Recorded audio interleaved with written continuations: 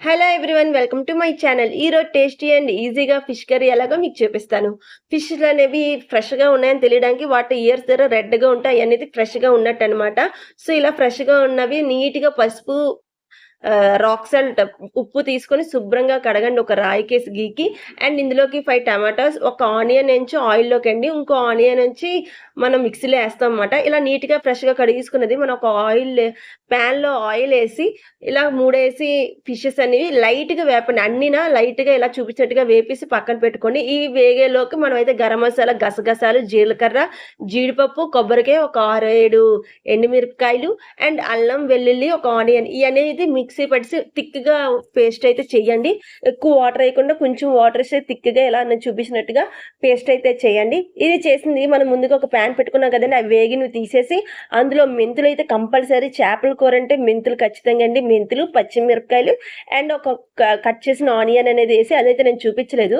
Cut చేసిన onion అయితే వేసి ఈ పేస్ట్ అనేది అందులో వేసియండి. ఈలో మా చిన్నదయ్య వచ్చేసి చేప ఫ్రై కోసం వచ్చిందండి. ప్లేట్ పట్టుకొని చూసి రేటు మొహం వేసుకుని అలా చూస్తుంది. యాక్చువల్గా దానికోసం కాదు, వాళ్ళ అక్క కోసం, అది ఫిష్ తిందు. వాళ్ళ అక్క కోసం ఒక ఫిష్ ఫ్రై కోసం వచ్చి వెళ్ళిపోయింది అనమాట.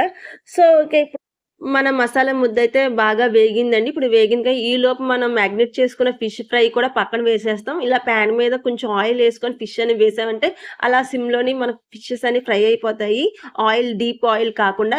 ఈ వేగిన మసాలాలోని 5 టమాటాస్ అనేది మిక్సీ ఏసి వేగనిస్తాం అనమాట. బాగా వేగాక ఇందులోకి మనం కారం అనేది యాడ్ చేసేయాలి.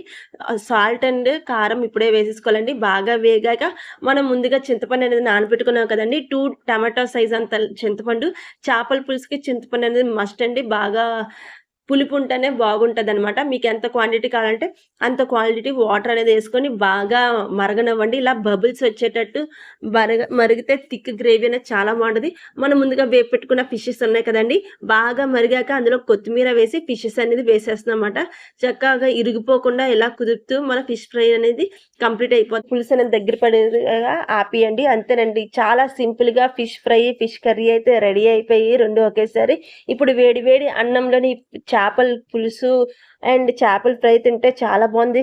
ఇంకో విషయం చెప్పిన, అసలు ముక్క వదిలేసి ఆ గ్రేవీ తోటే తినాలనిపించింది, అంత బాగుంది.